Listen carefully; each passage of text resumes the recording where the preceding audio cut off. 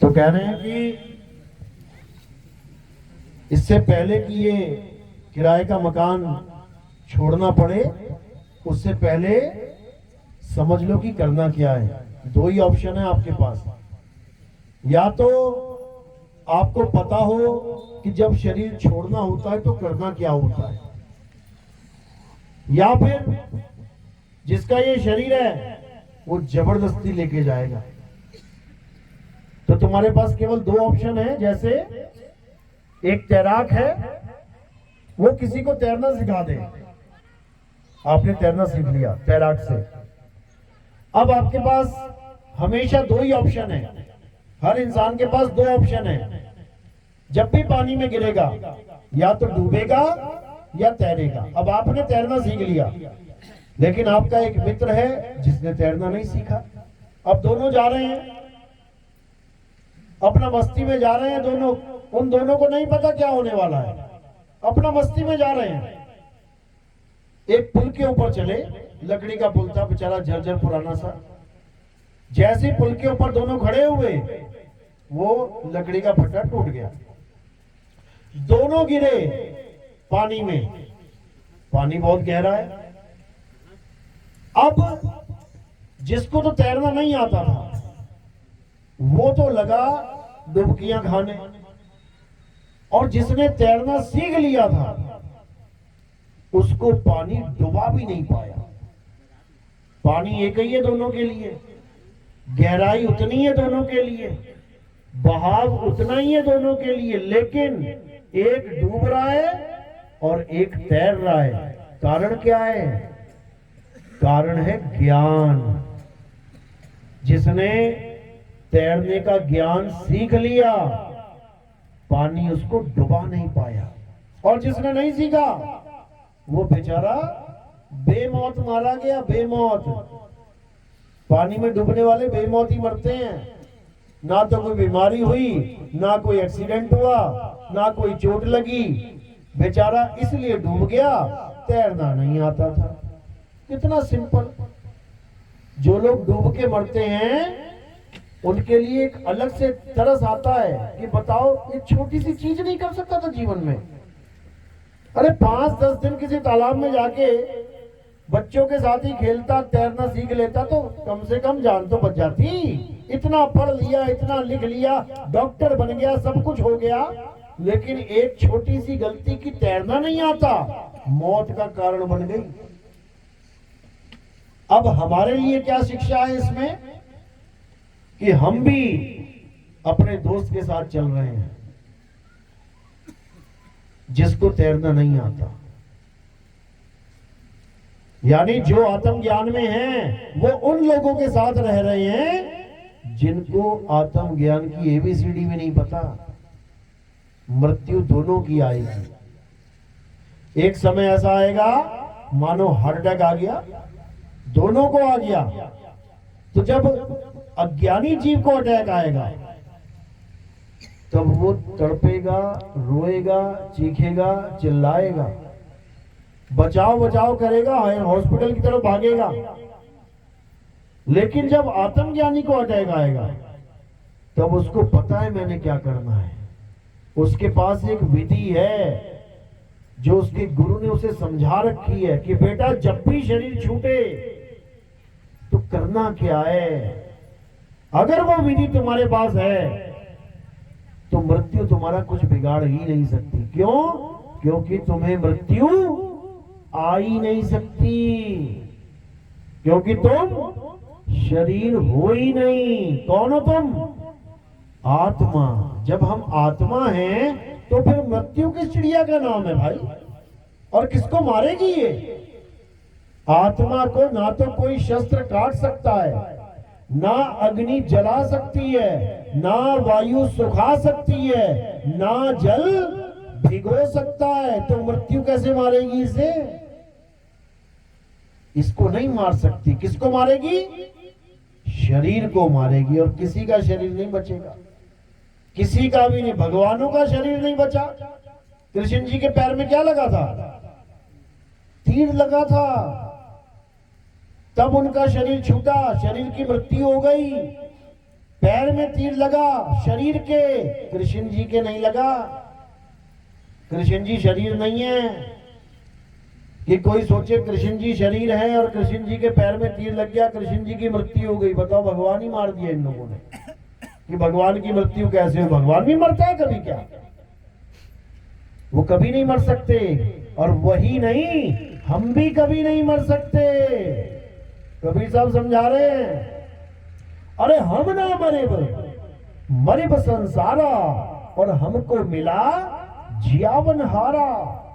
हमें ऐसा ज्ञान मिल गया जिसने हमें सदा सदा के लिए जीवित कर दिया, जिसने हमें ये समझा दिया, ये बता दिया, जिसने हमें ये अनुभव करवा दिया कि हम हैं क्या। और जिस दिन हमें ये अनुभव हो गया, उसी दिन से मौत का तांडव अपने लिए खत्म हो गया। अब कुछ नहीं है, अब केवल इंतजार है मृत्यु का। जब मर्जी आ जाए, आज आ जाए, कल आ जाए, परसों आ जाए, स्वागत है उसका। क्यों? क्योंकि जिसकी जो चीज है वो ले जाएगा। आपने किसी से किराए के लिए गाड़ी ले ली एक दिन के लिए, आप खूब घुमा रहे हो, टहला रहे हो शहर में। अब कल को जब वो आएगा तो क्या करोगे? रोने लग जाओगे, मत ले जाओ, मत ले जाओ, मत ले जाओ। क्या करोगे? किराया दिया है, गाड़ी ली है, समय पूरा हो जाएगा, गाड़ी वापस कर देंगे। बस इतना सा खेल है। लेकिन हम गाड़ी ले तो आए, लेकिन देते नहीं बन रहा है। कहां है वो गाड़ी? कहां है गाड़ी? ये खड़ी है, ये शरीर गाड़ी है तुम्हारी। लेके तो आ गए मां के गर्भ से, लेकिन देते नहीं बन रहा है। देने में हालत खराब हो रही है। क्यों? क्योंकि हमें यही समझ में नहीं आ रहा कि इस गाड़ी के बिना हम जाएंगे कहां। अभी तो गाड़ी में बैठे हैं, समझ में आ रही है बात, हाँ ठीक है हम जिंदा हैं। शरीर देख देख के एक दूसरे का सोच रहे हैं, हाँ हाँ हम जिंदा हैं। और जब गाड़ी देने की बात आई, शरीर देने की बात आई, तब रोने लग जाते हैं, बचाओ बचाओ करते हैं। पूरी उम्र पूजा पाठ करते हैं, क्यों? स्वर्ग जाएंगे, स्वर्ग जाएंगे। पंडित जी भी कह रहे हैं बेटा पूजा करो वरना नरक चले जाओगे। हाँ पंडित जी कर रहे हैं पूजा, सारी उम्र पूजा करी स्वर्ग जाने के लिए। लेकिन जब डॉक्टर ने कहा कि तुम्हारी किडनियां फेल हो गई बेटा, थोड़े दिन के मेहमान हो, तब क्या होगा? तब रोने लग जाएंगे, पंडित जी बचा लो, डॉक्टर साहब बचा लो। अरे अब तो स्वर्ग जाने की बारी आई, सारी उम्र पूजा इसीलिए तो करी थी कि स्वर्ग जाना है। अब स्वर्ग जाने की बारी आई तो रोना स्टार्ट हो गया। वही मुसलमान का काम है। सारी उम्र नमाज पढ़ेंगे कि खुदा के पास जाएंगे, जन्नत में जाएंगे, और डॉक्टर ने कह दिया चंद दिन का मेहमान है तो रातों की नींदें उड़ जाएंगे। अरे भाई मर जाऊंगा। अरे मरेगा नहीं तो जाएगा कैसे? बिना मरे जाएगा क्या?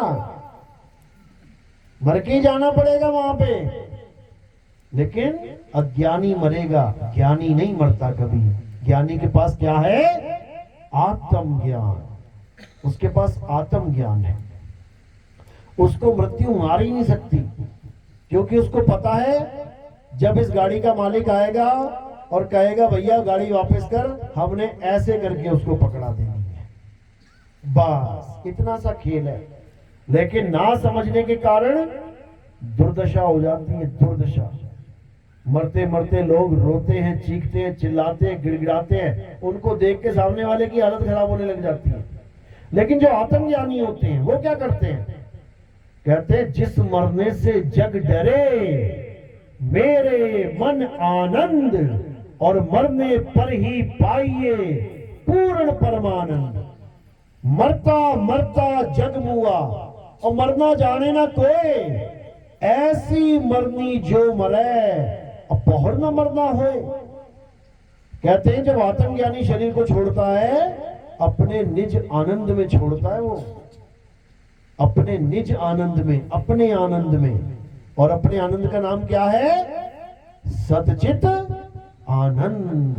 सतचित आनंद का मतलब ये नहीं कि किसी भगवान का नाम है ये कि जयकारे लगा रहे वो सच्चिदानंद भगवान की जय। ये कोई भगवान नहीं है भाई, ये भगवान नहीं है। सच्चिदानंद का मतलब क्या होता है? सत चित्त आनंद। जैसे तुम्हें हारमोनियम की आवाज बहुत अच्छी लगती है, तो हारमोनियम क्या है? शब्द है, आवाज है। और तुमने क्या जोड़ा उस शब्द से? अपना चित्त जोड़ दिया। जैसे तुम्हारा चित्त जुड़ा, हारमोनियम की आवाज तुमने सुनी, अब क्या मिलेगा तुम्हें? आनंद। तो भैया कौन से भगवान का नाम है ये? अज्ञानता में लोग उस परम अवस्था को जो तुम्हारी है, अपनी है, निज है, उसको किसी और भगवान का नाम देके जयकारे लगा के प्रसाद खा के घर चले जाते हैं। और जब मृत्यु आती है, कौन आनंद में है भाई? कौन आनंद में है भाई? कोई आनंद में नहीं है। फिर सब रोते हैं, चीखते हैं, चिल्लाते हैं। तो कबीर साहब यही समझा रहे हैं कि जिस दिन तू शब्द से अपने चित्त को जोड़ देगा, आनंद ही आनंद हो जाएगा, तू ही सच्चिदानंद हो जाएगा। हमारा ही स्वरूप है सत्य चित आनंद। यानी अपने इस नकली स्वरूप से अपने चित्त को हटा के अपने सत्य स्वरूप से जोड़ने पर जो आनंद मिलता है, उसी को सच्चिदानंद कहते हैं। और जब वो सच्चिदानंद स्वरूप प्राप्त हो जाता है, उसके बाद किसी की मृत्यु नहीं होती, अमर हो जाते हो, अमर। और अमर कोई देवी देवता आपको वरदान नहीं दे सकता अमरता का। तुम भोले शंकर को भी प्रकट कर लो ना, तुम विष्णु जी को भी प्रकट कर लो, तुम ब्रह्मा जी को, तीनों को एक साथ भी प्रकट करके वरदान मांग लो कि भगवान मुझे अमर कर दो, मिल जाएगा क्या? अरे बड़े बड़े राक्षसों ने प्रकट कर दिए, बड़े बड़े राक्षस तुम ना कर पाए, राक्षसों ने कर दिए प्रकट। और क्या मांगा? भगवान मुझे अमर कर दो। तुम्हारे सामने भगवान प्रकट हो जाए, पता क्या मांगोगे? भगवान मेरी 10वीं का रिजल्ट पास हो जाऊं मैं, भगवान मेरी नौकरी लग जाए, भगवान मेरी शादी हो जाए इस साल, ये मांगोगे। यानी हमारा आईक्यू इतना डाउन है, हमें पता ही नहीं है कि भगवान से मांगा भी क्या जाता है। लेकिन वो राक्षस होके क्या मांग रहे हैं? अमर, अमर कर दो मुझे। तो किसको अमर किया भाई भगवान ने? कहते भगवान सब कुछ दे सकते हैं, एक को ना दिया अमरता का वरदान, एक को तो दे देते। सबको क्या बोल रहे हैं? भाई यहाँ कोई अमर नहीं हो सकता, हम खुद अमर नहीं है, ये तक बोला उन्होंने, हम खुद अमर नहीं है, हमारी भी आयु सीमा निश्चित है। भाई तू कहां से अमर हो जाएगा? कुछ और मांग ले, कुछ और मांग ले। लेकिन राक्षस बड़े बुद्धिमान थे, उन्होंने कहा अच्छा अमर नहीं कर रहे हो, यानी कान सीधे नहीं, अब टेढ़े करके पकड़ते हैं। अब लगा राक्षस मांगने वरदान। ठीक है, अमरता का वरदान नहीं देना, ठीक है, मैं दूसरा वरदान मांगता हूं। बोले मांग, क्या मांगता है? कहता मैं दिन में ना मरूं, मैं रात में ना मरूं, मैं धरती पे ना मरूं, मैं आसमान में ना मरूं, मैं घर के अंदर ना मरूं, मैं घर के बाहर ना मरूं, मैं अस्त्र से ना मरूं, मैं शस्त्र से ना मरूं, मैं आदमी से ना मरूं, मैं जानवर से ना मरूं। लगा दी बुद्धि, पूरी बुद्धि लगा दी अमर होने के लिए। और तुमसे कहा जाता ना चल दूसरा ऑप्शन मांग ले, फिर तुम पता नहीं क्या मांग लेते हो।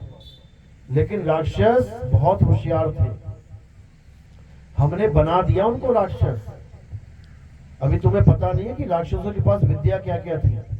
देवताओं की तो खटिया खड़ी कर देते थे, वो भगा भगा के मारते थे, वो भागे भागे जाते थे देवता लोग। अरे ब्रह्मा जी बचा लो, विष्णु जी बचा लो, शंकर जी बचा लो, सारे टीवी सीरियल देख रखे हैं तुम लोगों ने। लेकिन फिर भी तुम्हें लगता है कि देवताओं की पूजा ज्यादा बड़ी श्रेष्ठ है। जो खुद अपनी रक्षा नहीं कर पा रहे हैं तो तुम्हारी रक्षा क्या करेंगे? तो सारा इंतजाम कर लिया, सारी बुद्धि लगा ली अमरता की। और ये बुद्धि कौन दे रहा है उन्हें पता है? कौन दे रहा है? गुरु देता है बुद्धि। चेले की इतनी बुद्धि नहीं होती कि वो कुछ समझ ले बात को। गुरु से बुद्धि मिलती है। और उनका गुरु कौन है? राक्षसों का गुरु कौन है? शुक्राचार्य। नाम में ही शुक्र है कि शुक्र है कि हमारा एक आचार्य है। यानी राक्षस भी इतने सियाने हैं कि गुरु महिमा जानते हैं। जो हम भजन गा रहे हैं गुरु गुरु गुरु, वो भी जान रहे हैं भैया गुरु होना चाहिए। लेकिन इंसान नहीं जान रहा कि गुरु होना चाहिए। वो कहता है कौन गुरु, कैसा गुरु? अरे गुरु भी तो मेरी तरह ही है, मैं भी 5 तत्व का, वो भी 5 तत्व का, कौन गुरु, कैसा गुरु? नहीं चाहिए कोई गुरु। ये इंसान की हालत है।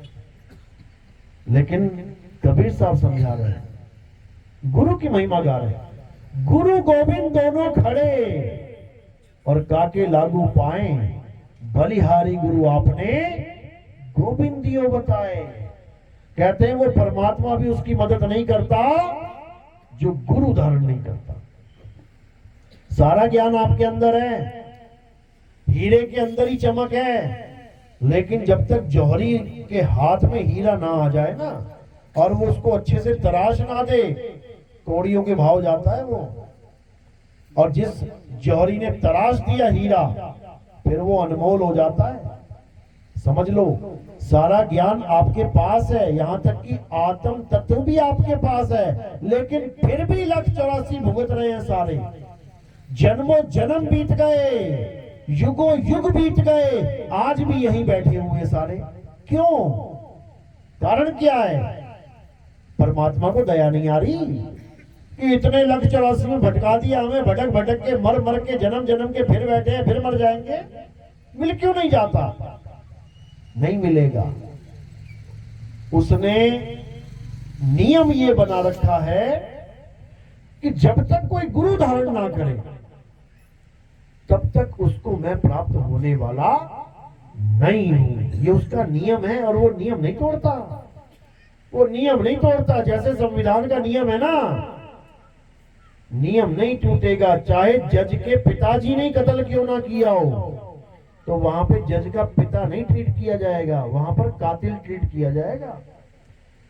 वो नियम नहीं तोड़ सकता, वो बंधन में है संविधान के।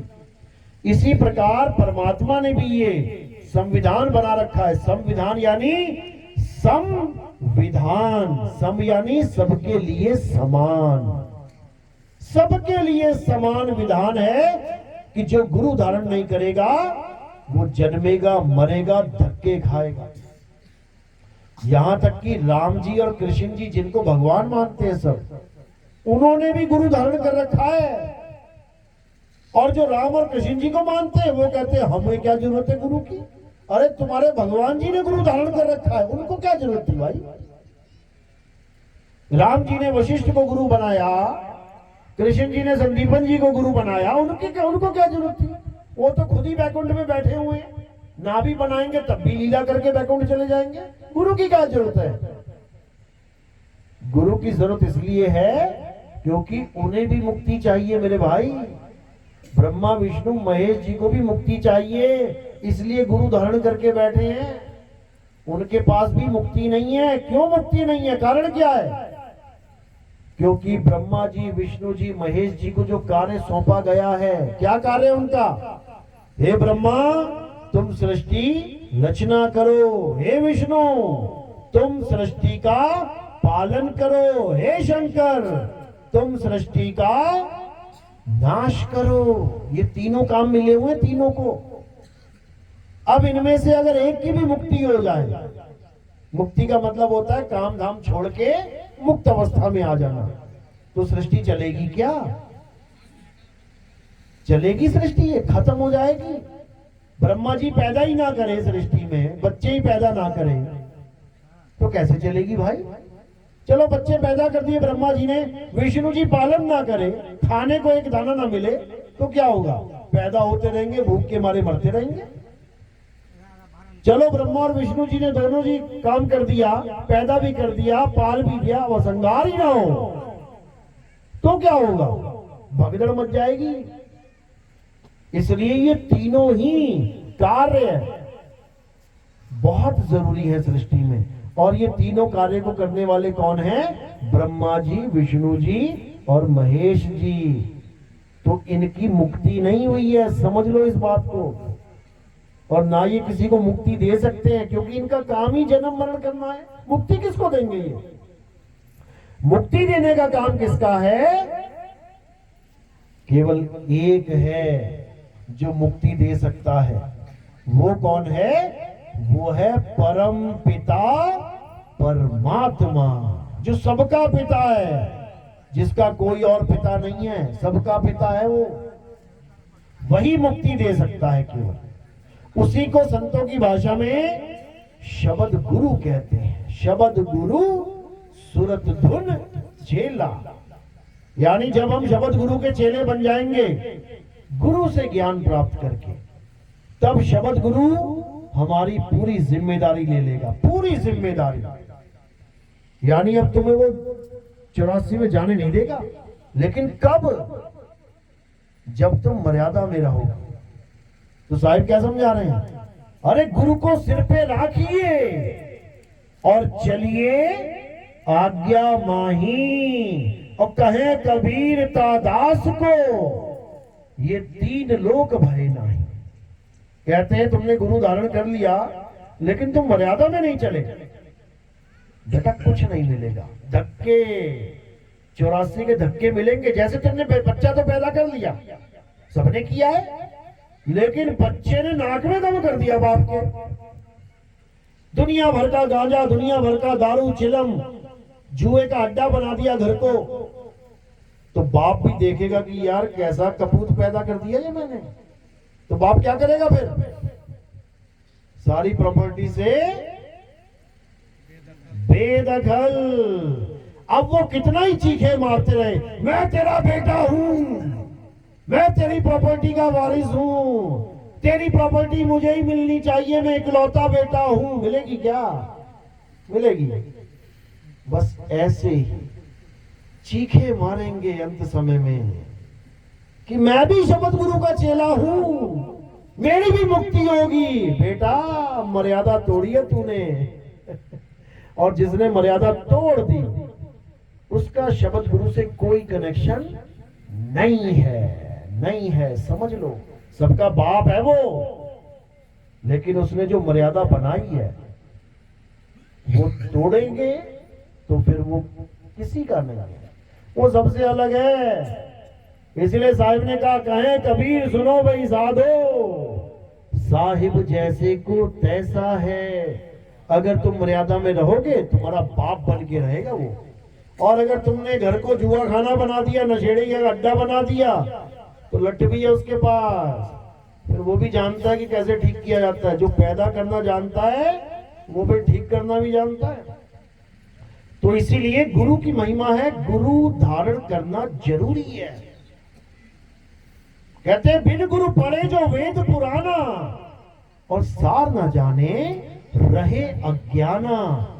सारी उम्र वेद पुराण गीता भागवत तुम पढ़ पढ़ के तुम कितने ही बड़े ज्ञानी बन जाओ, कहते हैं सार ना जाने रहे अज्ञाना, यानी तुम अपना सार नहीं जान पाओगे। सार क्या है? तुम्हारा स्वरूप ही सार है, तुम्हारा सत्य स्वरूप, तुम्हारा आत्म स्वरूप ही सार है, उसी को जानना है। वेद पुराण तो मात्र संकेत हैं। वेद पुराणों को रट के कोई एग्जाम थोड़ी नहीं देना है कि नंबर कम आ गए तो 84 में चला जाऊंगा, कि मुझे सारे श्लोक रटे होने चाहिए तब मेरी मुक्ति होगी।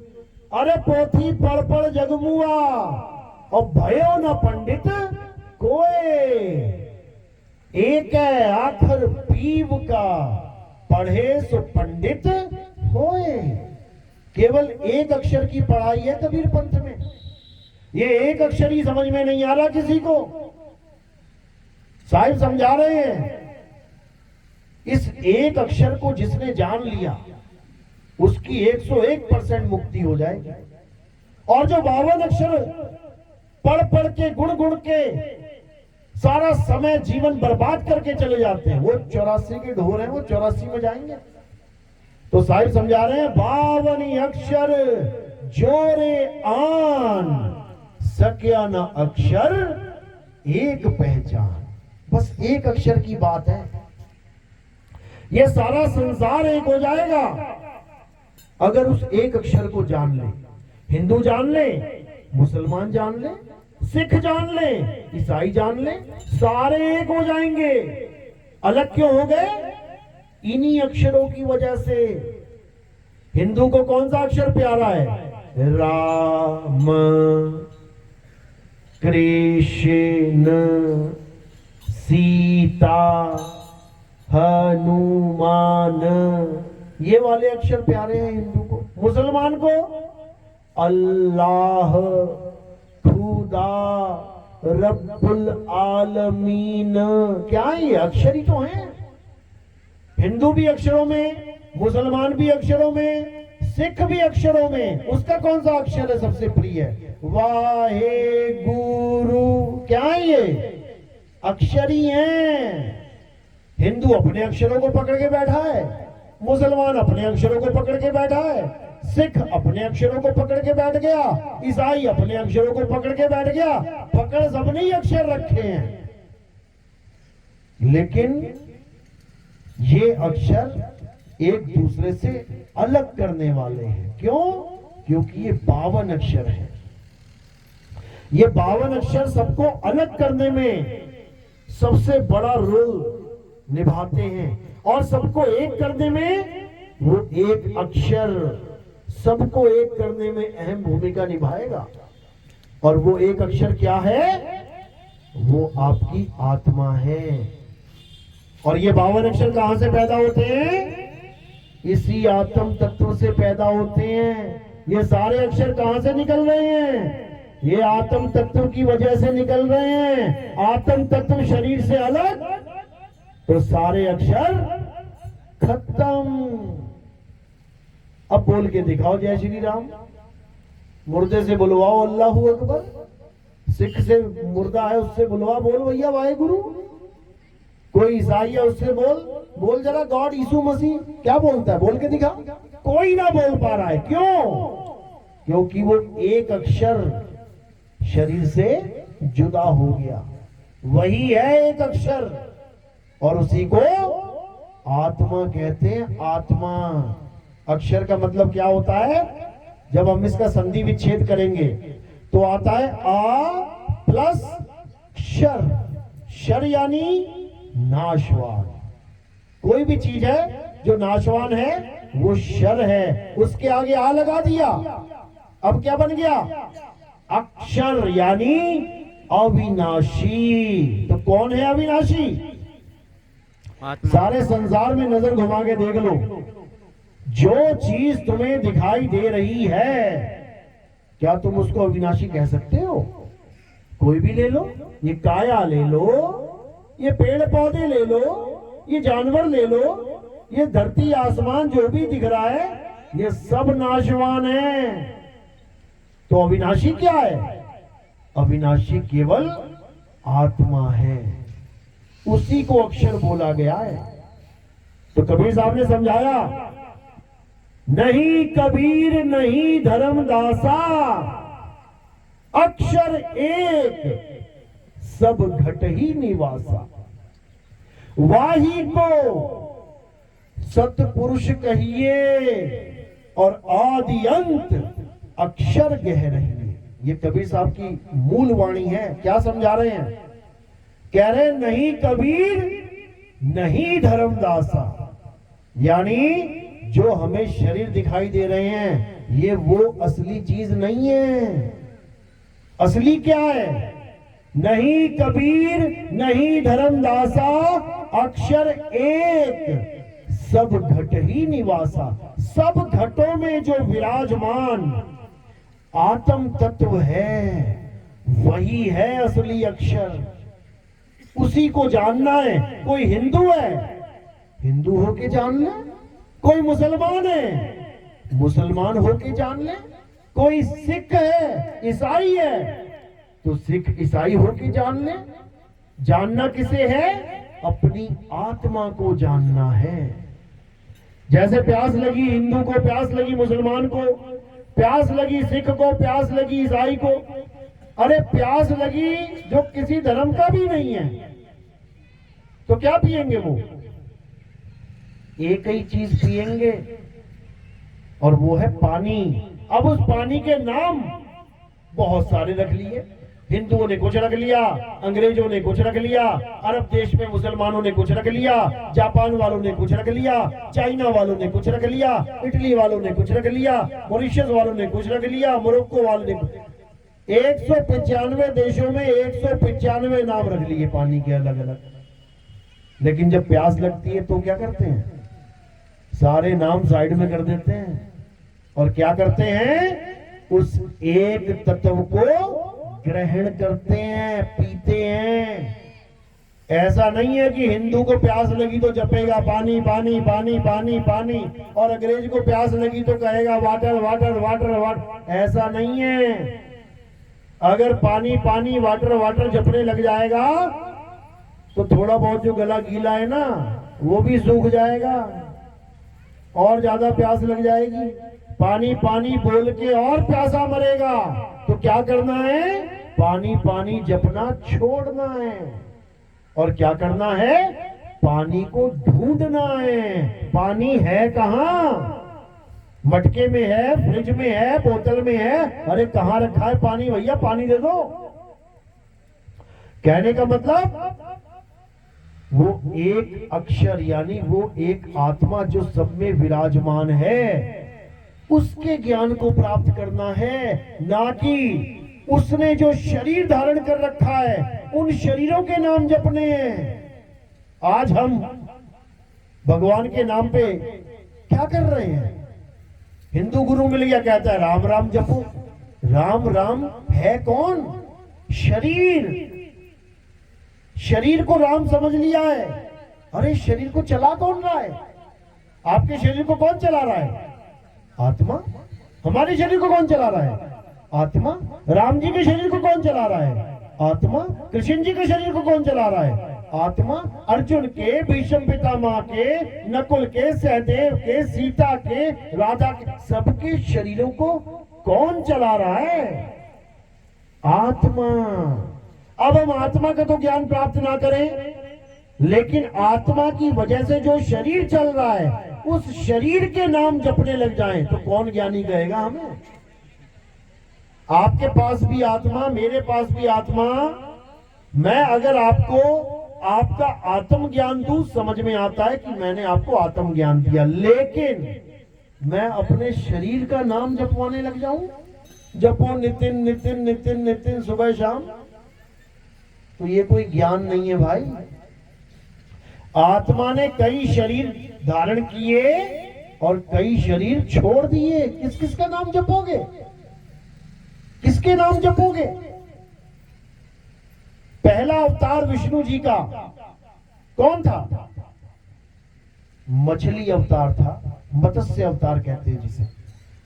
तो उस आत्मा ने मछली का शरीर धारण कर लिया, छोड़ दिया, धारण किया, छोड़ दिया। अब दूसरा अवतार वो कौन सा है? कछुए का अवतार है, कुर्म अवतार।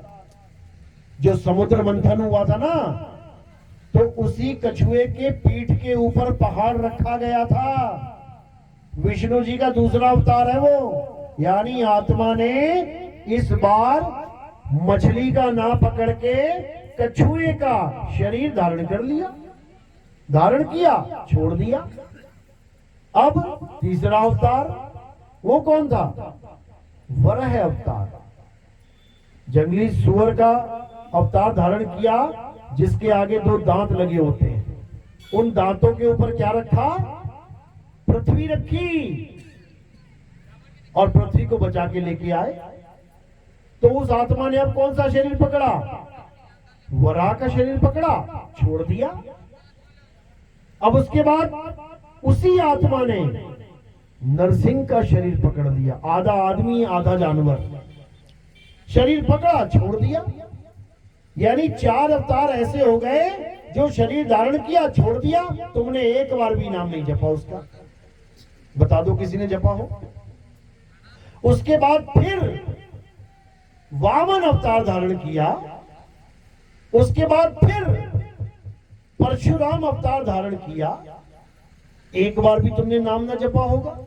वामन वामन वामन वामन, परशुराम परशुराम परशुराम, एक बार भी नहीं जपा होगा। लेकिन उसके बाद जब राम जी का अवतार धारण किया और कृष्ण जी का अवतार धारण किया, तो तुमने क्या किया? तुमने उसको पकड़ लिया, चिपक गए जाके। अब क्या कर रहे हो तुम? हरे राम हरे कृष्णा, हरे राम हरे कृष्णा। अरे भाई, ये भी वही अवतार है जो पकड़े और छोड़ दिए। छोड़ दिए। जब तुम्हें किसी और अवतार का नाम जपने की जरूरत नहीं पड़ी, सारे काम सिद्ध होते गए, तो इनकी भी जरूरत नहीं है मेरे भाई।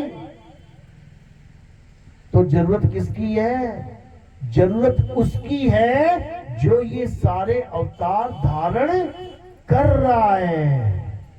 जिसने मछली का शरीर धारण करके छोड़ दिया, वराह का शरीर धारण करके छोड़ दिया, राम जी का शरीर धारण करके छोड़ दिया, कृष्ण जी का शरीर धारण करके छोड़ दिया, नौवां अवतार बुद्ध जी का शरीर धारण करके छोड़ दिया। समझो, तुमने एक बार भी ना जपा होगा हिंदुओं ने ओम बुद्धाय नमः, ओम बुद्धाय नमः, वो कोई नहीं जपवाएगा तुम्हें। नौवां अवतार है विष्णु जी का, तुम्हें 7वें और 8वें में अटका के रखेंगे, हरे रामा हरे कृष्णा हरे रामा हरे कृष्णा, और कहेंगे इस नाम से तुम्हारी सारी मुसीबतें टल जाएंगी। 700 साल मुसलमानों ने राज किया, मुसीबत न टाल पाए। 700 साल एक मुसीबत नहीं टली हमारी। कहां चले गए थे ये सारे मंत्र बोलने वाले, हरे राम हरे कृष्ण? उसके बाद अंग्रेज आ गए, 200 साल अंग्रेजों ने हमारी हालत खराब कर दी। कहां चले गए थे ये मंत्र जो अब आजादी के बाद तुम कहते हो कि ये मंत्र जप लो, कोई तुम्हारा बाल नहीं बांका कर सकता। 900 साल धक्के खाए हमने। कहां चले गए थे ये मंत्र? और अगर फिर कोई आ गया तुम्हारे ऊपर राज करने वाला, फिर जप के देख लेना एक बार, शायद बला टल जाएगा, लग जाएगा पता। तो ये लोग केवल और केवल मूर्ख बनाते हैं धर्म के नाम पे, जबकि गीता क्या कहती है?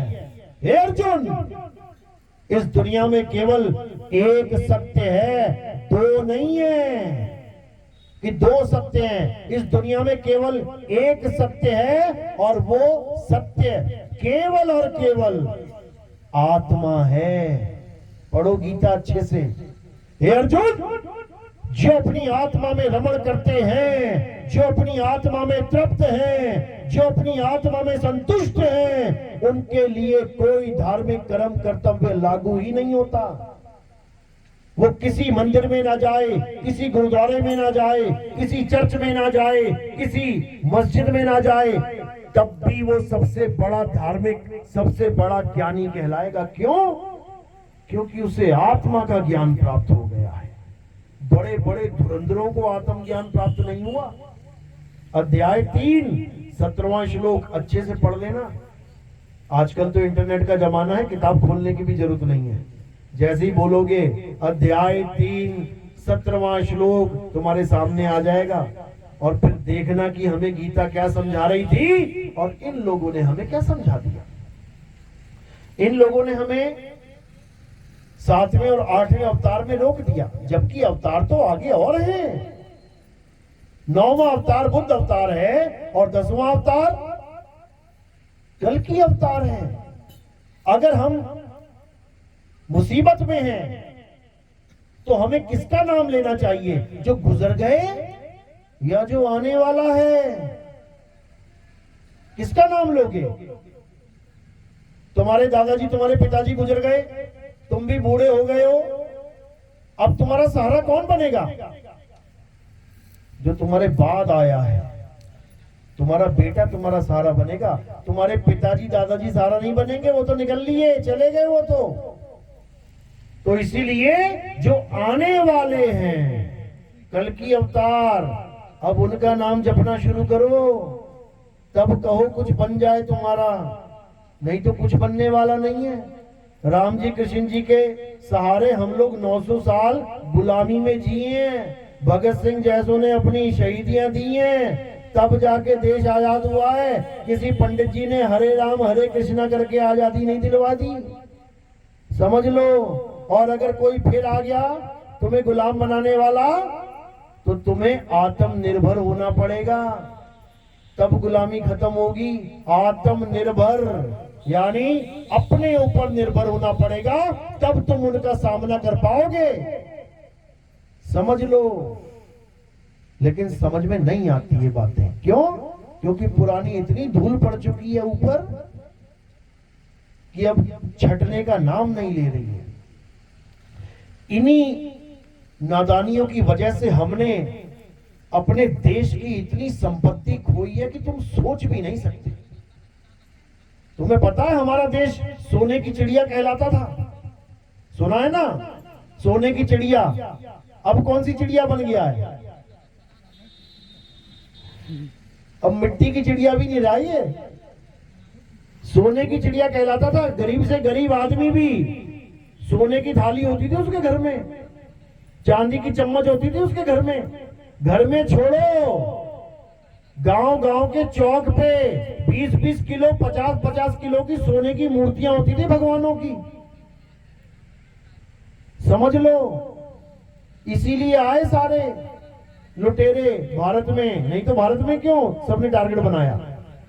जब वो घूमने आए उन्होंने देखा, अरे बाप रे बाप, अरे भाई हर जगह सोना ही सोना है, मंदिर में घुसो तो सही, ये हीरा लगा है, पन्ना लगा है, रतन जड़े हुए हैं और कोई चौकीदार भी नहीं है। कितने बड़े बेवकूफ हैं ये लोग। हमारे देश में तो छोटी सी भी चीज है वो संभाल संभाल के रखते हैं। इन्होंने सड़क के बीचों बीच 50 किलो की सोने की मूर्ति रख रखी है। कितने बड़े बेवकूफ हैं ये लोग। देख वेख के सारा घूम घूम के चले गए अपने घर। बताया महाराज को, अरे महाराज ये तो कुछ भी नहीं है तुम्हारे पास, भारत में जाके देखो, जितना तुम अपने खजाने में लेके बैठे हो वो तो सड़कों पे फेंक के बैठे हैं। आगे फिर घोड़ों पे बैठ के चीनी फेंकोगे तो चींटी आएगी। अब जब चींटी आई और उठा उठा के मूर्तियां हो गई सप्लाई, तब नानी याद आई। फिर अकल आई कि अरे भैया लुट गए, बर्बाद हो गए। और एक बार नहीं लुटे, पता नहीं कितनी बार ठोकर खा के अकल आई। सोमनाथ का मंदिर कितनी बार लूटा पता है? कितनी बार? 17 बार। पूरे गांव में, पूरे शहर में, पूरे भारत में तुम ये खबर फैला देना कि कोई एक ऐसा आदमी है जिसका घर 17 बार लूटा हो, 17 बार चोरी हुई हो। मुश्किल ही है कोई एक मिलेगा, क्योंकि एक आम आदमी भी 1 बार, 2 बार, 3 बार, 4 बार, 5 बार, 6 बार, 10 बार चोरी होने के बाद इतना अलर्ट हो जाता है कि अब ना होने देता चोरी। एक आम आदमी, लेकिन वो भगवान का घर था भाई।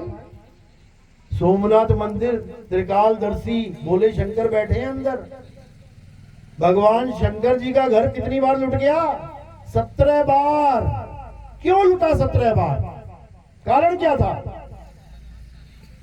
मंदिर सजा हुआ है, सब कुछ बढ़िया है, सब कुछ एकदम बढ़िया। कोई लुटेरा आया, सारा मंदिर खाली करके चला गया। अब क्या बचा मंदिर में? हीरे ले गया, जवाहरात ले गया, सोने की मूर्तियां ले गया, चलो ठीक है एक बार ले गया। अब क्या बचा मंदिर में? अब क्यों आएगा वो दोबारा लूटने? तुम्हारा घर कोई खाली करके ले जाए, माल खजाना सारा ले जाए, वो दोबारा आएगा तुम्हारे घर में खाली मकान लूटने? क्यों आया दोबारा? कारण क्या था? क्योंकि हम लोगों ने, ये छोटी बुद्धि ने दोबारा से सजा दिया, दोबारा से हीरे मोती जवाहर पन्ना सोना चांदी लगा दिया। उन्होंने कहा अरे भाई बढ़िया बनते हैं यार, ये तो एक बार तो मजा आया, ये दोबारा तैयार कर दिया सारा मामला, दोबारा आके फिर लूट के लेके चले गए। अब तीसरी बार क्यों आए? 2 बार खाली कर दिया खजाना, दीवारें रह गई खड़ी हुई, अब तीसरी बार क्यों आएंगे? कोई क्यों आए पता है? क्योंकि फिर सजा दिया। वो चौथी बार आए, फिर सजा दिया। वो 5वीं बार आए, फिर सजा दिया। वो 7वीं 8वीं 10वीं 11वीं 12वीं 17 बार लूट लिया। 18वीं बार क्यों नहीं आए? 18वीं बार क्यों नहीं आए? अब अकल आ गई, ये भैया इसको नहीं सजाना है। फिर क्या किया? फिर पत्थर का शिवलिंग रख दिया वहां पे, आओ लूटो, आओ लूटो जरा। अब कौन लूट के लेके जाए तुम्हारा पत्थर का शिवलिंग? सोने का होता, चांदी का होता, लेके जाते, पत्थर कौन लेके जाएगा? इसीलिए बच गया, इसीलिए बच गया। समझ लो भगवान का घर इसलिए बच गया 17 बार लूटने के बाद, क्योंकि अकल आ गई। अकल आ गई कि भगवान अपने घर की रक्षा नहीं कर सकते। अकल आ गई, कौन करेगा रक्षा? आत्मा करती है रक्षा। आत्मा अगर वहां पे 100 बंदों की, 200 बंदों की, 500 बंदों की फौज खड़ी होती ना उस मंदिर की रक्षा के लिए, लूट लेता कोई? क्यों? क्योंकि वहां पे आत्मा आ गई।